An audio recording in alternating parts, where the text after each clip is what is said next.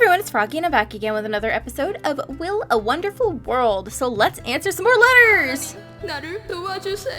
Oh, a new person. ¿Por qué me pasan este tipo de cosas? Okay, so lives in group loyalty and what was this one? A piece of rope. You know what? Okay, well we'll start with Carlos, because we know him. I had been a member of the Black Dragon Gang for 2 months, but I was still yet to officially meet Mr. Lin. Mr. Lin was the second in command of the Black Dragon Gang. We met once on the day of the fire at Pitt Street 99. He was also the one who had inducted me into the gang. I thought I would be able to get some information about my sister once I joined the gang. But soon I had found out that everyone in my group, including our leader Mr. Kwan, knew nothing about her.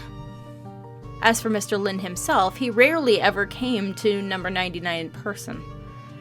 Still, there were some upsides to joining the gang. At least I didn't have to worry about room and board anymore.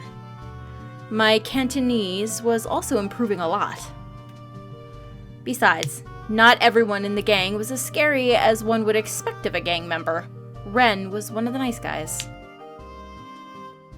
I belonged to the group loyalty team. The group oversaw the loan business, so we were essentially the loan sharks in the gang. Well, at least you're not killing anyone.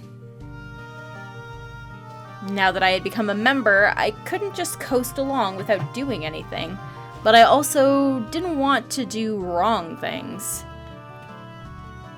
I had told Ren about my predicament during one of our conversations. Ren then told Mr. Kwan that he wanted to bring me along when he went debt collecting. Every time we went, Ren would whisk the kids of the families away first. Then, I would tear apart their old clothes, spill some chicken blood on them, and mail the clothing to the debtors. Once we were sure that the debtors had received the bloody clothes, Ren would then make a phone call. "Hey, you've got the package, right? I'm giving you 3 days. If you still don't have our money, you will be getting more than just clothes next time." He sounded like Uncle Wang, the big butcher at the street corner with a violent attitude. The afro on his head would bounce 3 times in a rhythm every time he yelled at his customers. As soon as he put down the phone, he would immediately turn into a preschool teacher and go play with our hostages, who were wearing the new clothes we had just bought them. Ren would get scolded by Mr. Wan every once in a while. He said Hong Kong was too small of a place. If everyone learned how group loyalty handled the business, it would become more and more difficult to collect the money. But Ren never took it seriously. Ren knew that I had come to Hong Kong to find my sister. Even though he couldn't help much, he would always allow me to go out and look for her whenever there weren't any assignments. Every time Mr. Kwan asked about me, he would also cover for me. Just like today. I had been asking around the whole morning, but I still got nothing. When I got back to number 99, everyone in the group seemed to have a strange smirk on their faces. Ren said that they were going to go and get a message, and they had been waiting for me to come back so that they could put me on watch duty. I laughed knowingly. "Help yourself to the beer on the table. I paid for those. We're off." Oh, and I almost forgot. There was someone in the room who Mr. Kwan had told us to keep an eye on. Don't let her get away. Then they left. A girl was tied to a chair in the corner of the room. Although there was a cloth stuffed into her mouth, she still seemed very pretty. She looked Asian, but she had dark skin like mine. Her eyes were thin and curly like a pair of new moons. Her shiny black hair draped down from her head like a dark waterfall. And she was wearing a purple short skirt. It looked like that skirt had been torn on its side. Well, if Mr. Kwan wanted her watched, then I should just watch her. No need to think too much about it. I slapped my cheeks to keep myself alert. I raised the bottle. Then, a rope snapped. I was reading the labels on Ren's beers when I heard the sound of a rope snapping. Before I could turn around, I felt a hand strike the back of my neck. I blacked out. I didn't know how long had passed. A bucket of cold water was thrown on my face. I woke up with a shudder and opened my eyes. I saw Mr. Kwan standing right in front of me. Everybody was back in the room. They all had a terrible look on their faces. I looked to the corner again. The chair was still there, but there were 2 halves of a rope on the floor. The girl was gone. Oh, crap! I had made a terrible mistake. Ren tossed a knife over to me and looked away. I had not been in the group for long, but I knew the rules. If I wanted to stay, I had to do this. I bit my lip hard and cut off my left pinky finger. Half of the bloody finger dropped to the floor. Blood was still gushing out. It hurt like hell, but I was a man. I didn't make a sound. Who on earth was that girl? If only I had been more alert. Why did he cut off his own pinky finger? It's a ritual in the mafia of some gangs. If you make a mistake, you cut off your own pinky finger. Some gangs might even make their new members cut off before officially joining. Ah, that's so scary! Alright, next letter. My name is Park Sang-gun. I'm 12 years old. I live in Korea. My home was on a hill. There was a lot of similar old houses on that hill. And the one that was highest was my home. There were good and bad things about living there. The good thing was, since our house was so high up, we got to be further away from the other houses, and so we had a big yard. However, I had to climb the stairs for over half an hour every day just to go buy my dad a bottle of vodka at the convenience store at the bottom of the hill. If I didn't go, my dad would get angry. He would beat me with his belt. It wasn't just me either. He would also hit my mom, too. I never understood why he would do that. I just wished that if we could figure it out, maybe Mom wouldn't have to be beaten anymore. Dad was a road construction and maintenance worker. He used to come back home with mud all over his clothes. But for the past 2 months, he always came home clean. Sometimes he would bring back some money and give it to Mom. Other times, he would take some money out of the pot where we kept our food money. Mom always worked very hard. She had to wash a lot of clothes and sheets during the day for other people. She said she was getting paid for washing them. I really wanted to help Mom, but I was too short. Couldn't even reach the pole where she hung the clothes and sheets to dry. Alex came by today. He lived on the hill too. Alex was Russian, just like Mom. They both had blonde hair and blue eyes. Just like me. The other kids who lived nearby didn't like me at all. They always said that I looked weird. Only Sue Mi from the bakery would play with me. She had once told me that they wanted to open a cake shop together with me. But I didn't like cakes. There was an ant nest in our yard. I was watching the ants carry things into their nest. I bet they must have a very big home. Suddenly it started raining. A large raindrop almost blocked the entrance to the nest. I went back inside to get an umbrella and then came back and covered the nest. Mom and Alex were taking the sheets back inside. Then Dad came home.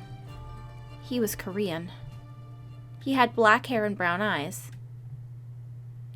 He was back earlier than usual today. He saw Alex there and kicked the umbrella away. Alex left. Mom went into the house with Dad. I followed them inside as well. "You slutty bitch!" Dad slapped Mom on the face and pushed her to the floor. He took a rope out from the cabinet. The rope was wrapped around her neck and choked her. 5 minutes later, I grabbed onto Dad's arm with my whole body. But I couldn't stop him. He was too strong for me. Dad kicked me in the stomach and shoved me off of him. I fell and crashed into the corner of the room. "Bastard!" Dad called me that word a lot. I used to ask Mom what it meant. She told me that it just meant bad child. Dad finally let go. Mom collapsed onto the floor, but she didn't get back up. It was as if she had fallen asleep. I tried to shake her awake. I tried as hard as I could and shouted as loud as I could. She would not wake up. I heard the door open behind me. I turned around. Dad had run out. I didn't know where he was going. I held onto Mom's arm and cried. Why? I had always been a good child. God, please let Mom wake up. I promise I will be an even better child. I promise I'll never be a bastard ever again. Park Sang-gun. Aww, this is a sad one. I don't like this. Well, let's start. Let's make things better for you. Okay. So it was around her neck and choked her 5 minutes later. Okay, well the rope needs to snap here. Oh, but we don't want that. And then the rope snapped. Let's try that.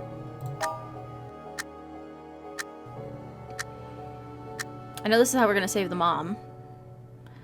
The rope fell out of Dad's hands. He was about to pick it up when the doorbell rang. Then Dad went into the yard. It sounded like Alex had brought some people over to intervene. He had once tried to do it by himself, but he was badly beaten by Dad and kicked out. He never dared to come back on his own since. When Dad returned from the door, he seemed to have forgotten about what was going on. He just gave me a kick and then he walked past me and went straight to bed. Mom sat on the ground and cried. I climbed over her arms just like I always did. Every time Dad lost his temper, we would huddle together like this. It was the only way that we could make ourselves feel better. We were lucky enough to get through it this time. But what about the next time? How long did we have to keep living like this? I hated to be scared all the time. I wish I never had a dad like him. You might not. Alex might be your dad. Mr. Kwan had come back. He pulled up a chair in front of the girl and sat down. He began asking her questions. The others had come back from the massage as well. We were all standing next to the wall. No one dared make a sound. From Mr. Kwan's questions, I learned that the girl's name was Yi. Mr. Kwan had only met her recently. Mr. Kwan had even bought her an apartment. Mr. Kwan was a tough man, but he had always been very gentle to women, and he had never slept around either. Therefore, he couldn't tolerate being betrayed by his woman. A few days ago, he had found out that Yi had been hanging out with people from the Blood Gang. He began to suspect that she had been approaching him with other intentions. He decided to find out the truth. Mr. Kwan dumped a bucket of ice water on her head. The air conditioning had been set to max power, and at 16 degrees Celsius, it was blowing directly at her. Every time that she would not answer a question, he would cut off some of her hair or slap her in the face. He was quite tough, though. Her mouth had started bleeding, almost all of her hair had been cut off, and she hadn't spoken once. But Mr. Kwan was tougher. He sent Ren to fetch him a bottle of white flower oil. He twisted off the cap, forced Yi's eyes open, and was about to drop it into her eyes.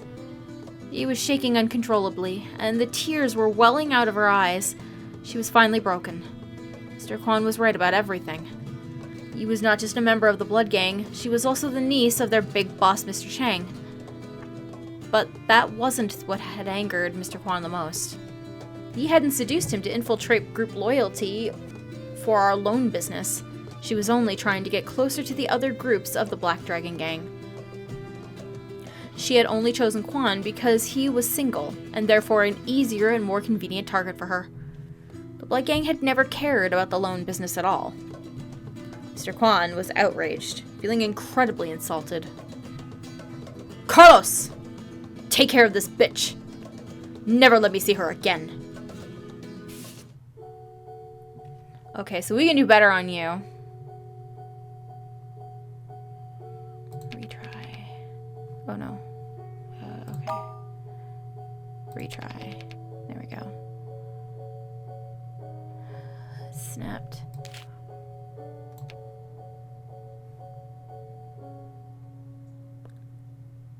Let's try that. No.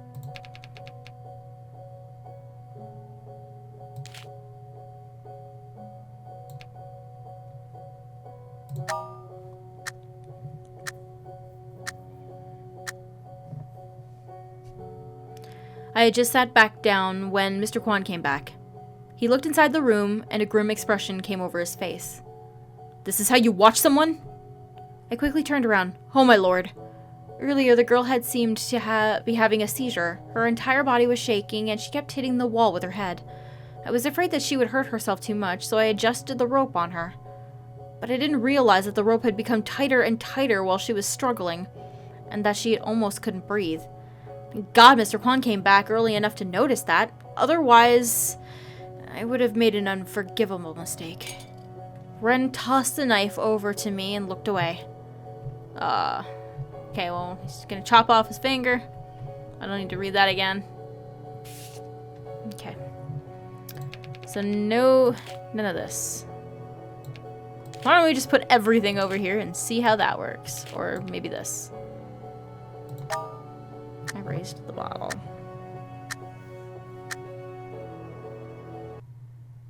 I must stop Dad.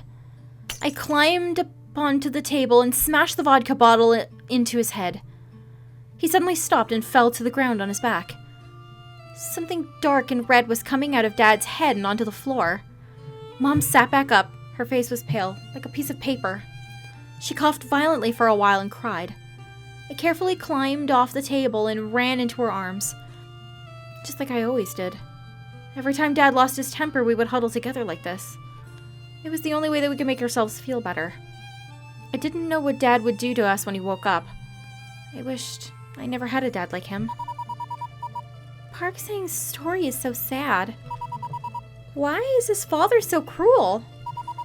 Why would someone kill his own wife? Thank goodness we could stop him. Thank goodness we could help him. Who knows? Maybe his father was mentally ill. Humans are easily stressed. Some people would ease their stress by exercising, overreacting, or smashing things. Some people, however, became twisted. He was so young. If only he hadn't had a father like this. If he never had his father, he would not have existed. Yeah, you're right. Does that mean I had a father too? You are a god, so of course not. Don't overthink it. Get back to work. Alright. So he smashed his dad in the head with a bottle, and apparently that is a good ending. So I'm gonna leave it there. I'm gonna end this episode here for today. Hope you guys enjoyed it. If you want to see more videos from me, then don't forget to like, comment, and subscribe. Thanks for watching.